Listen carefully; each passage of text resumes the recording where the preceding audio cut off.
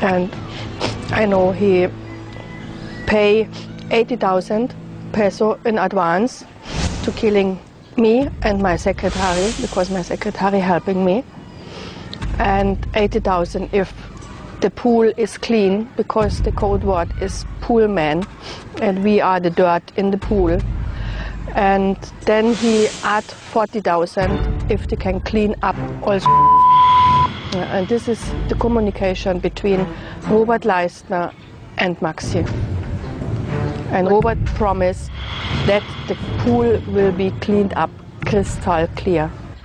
Dahil sa tangkang pagpatay sa kanilang mag-ina at kanyang corporate secretary, formal na nagsampa ng reklamo sa tanggapan ng Boracay Tourist Assistance Center si Mina laban sa asawa nito na si Maximilian Fassenmayer.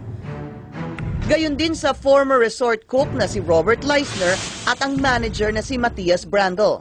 Bukod dito, ayon kay Mina, naghain na rin siya noon ng formal na kaso ng paglabag sa Article 3, Section 5 ng Republic Act 7610 laban sa mister na si Maximilian Fassenmayer sa Kalibo Prosecutor's Office noon pang Setyembre ng nakaraang taon.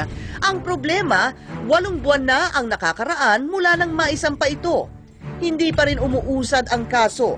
Hanggang sa isa pang email message ang narecover sa umano'y utos ni Maxi sa kanyang tauhan para lagyan ang state prosecutor na may hawak ng kanyang kaso. Batay sa email na nakasulat sa German language na tinranslate sa amin ni Mina, handa raw magbigay si Maxi ng 50,000 pisong advance money at sakaling maareglo na ang kaso ay saka isusunod ang 250,000 pesos. Sa mga kumpirmasyong nakalap ng XXX sa sumbong ng Aleman na si Mina, idinulog na namin sa mga kinauukulan ang kaso. Maagap naming tinutukan ang security concern ng mag-inang Mina, Leyna at ng corporate secretary nila sa tanggapan ni DILG Secretary Jesse Robredo.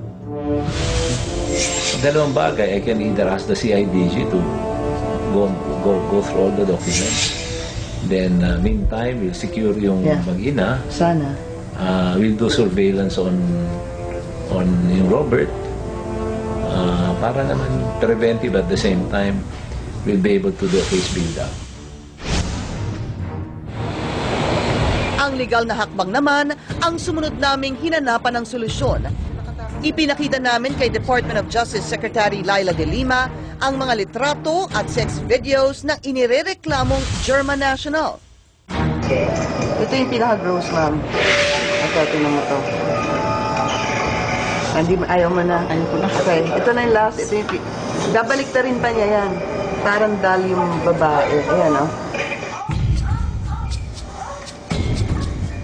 May boss na ano eh. How old is this animal? Pa-blacklist na natin yan eh. Oh my God. We can ask the assistance of other law enforcement authorities, international. Hindi ba dapat umusad muna yung kaso before the prosecutor's office? Yeah, that's the first thing actually I will do. The moment I get the case number, nung preliminary investigation before the prosecutor's office, I'll make sure na ma-resolve kaagad, ma-dispose kaagad. And then I'll also look into why may delay. Paano ko yun? Papa-investiga ko rin yun. But why was Kasi why?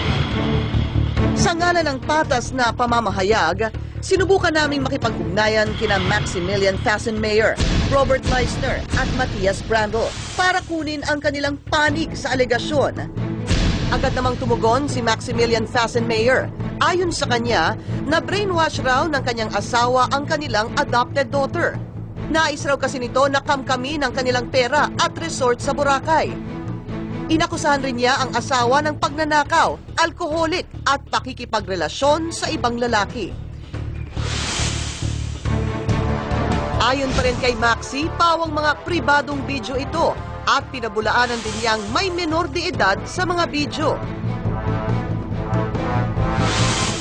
Sa kasalukuyan, nasa Germany si Maxi at dumulog na rin sa awtoridad doon. Nagpadala rin ng mensahe sa XXX ang dating resort manager na si Matias Brandel. Itinanggi nito na sangkot siya sa planong pagpatay kina Mina at Leyna. Personal raw niyang nakaharap sa resort si Mina at naging maayos din daw ang pag-turnover niya ng resort sa ginang. Wala na rin daw silang contact ni Maxie. Gayunman, duda siya sa pagiging inosente ni Maxie sa alegasyong sexual abuse sa adopted daughter nito. Samantala, hindi naman tumugon sa amin ang dating cook ng resort na si Robert Leisner. Malalim ang sugat na idinulot sa pagkatao ng mga naaabuso sa dayuhang ginang na si Mina at sa Pilipinang anak niyang si Leyna. Pero hindi naglalaho ang pag-asa sa kanilang mga puso na mabibigyan sila ng hustisya at makakapamuhay ng maayos, ligtas at payapa. If you could give your husband a message, Maxie, what would you want to tell him right now? Accept the law. Stop doing the wrong things. This is my message. What do you want to happen to Maxie? They need to pay for it. How about to your daughter? What would you want to tell her? You know, she's still relatively young. She is still very young. I hope that one day she can forget all the bad things what he's doing to her. May mga batas ang ating bansa na nagpoprotekta sa mga kababaihan at sa mga bata. Batas na dapat sundin ng bawat Pilipino at ng bawat dayuhan na naninirahan dito.